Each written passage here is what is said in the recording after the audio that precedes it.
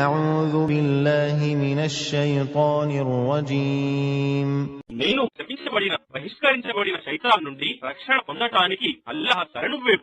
كذبت ثمود المرسلين సమూద్ జాతి సందేశహరులను అసత్యవాదులని తిరస్కరించింది.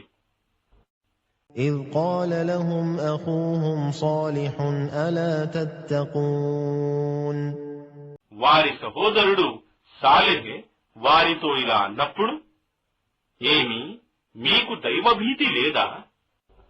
إني لكم رسول أمين నిశ్చయంగా నేను మీ వద్దకు పంపబడిన విశ్వసనీయుడనైన సందేశహరుడను.